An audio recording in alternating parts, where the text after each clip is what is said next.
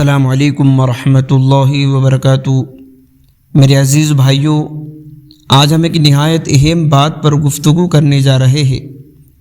کچھ وقت پہلے مولانا سعد صاحب نے یہ بات کہی تھی کہ کاغذ اور قلم سے دین نہیں پھیلتا، دین تو صرف محنت اور قربانی سے پھیلتا ہے۔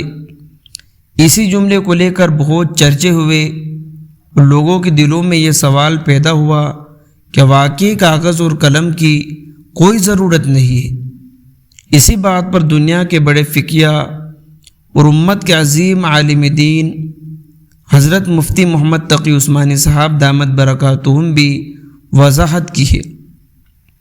انہوں نے فرمایا کہ دین کا کام دو پہلوؤں سے ہوتا ہے۔ نمبر ایک پہلو ہے دعوت اور محنت کا، جو زبان اور عمل سے آگے بڑھتا ہے۔ نمبر دوسرا پہلو ہے علم اور تعلیم کا، جو قلم اور کاغذ کے ذریعے نسلوں تک پہنچتا ہے۔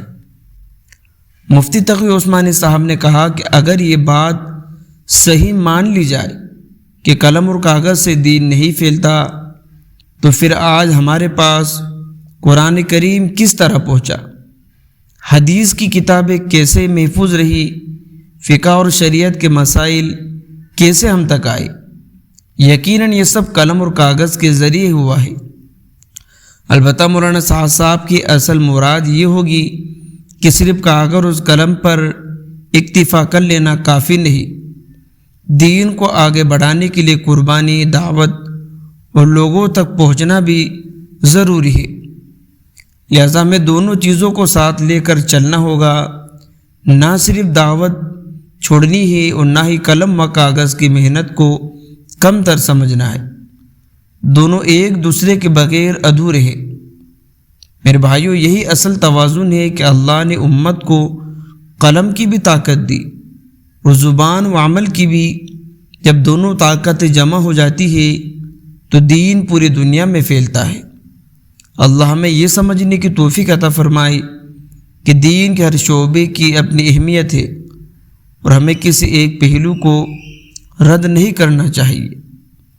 آخر میں بھائیو، اگر آپ کو یہ بات اچھی لگی ہو تو ویڈیو کو لائک کریں، شیئر کریں، اور ہمارے چینل پر آپ نئے ہو تو اس کو سبسکرائب بھی کر لیجئے۔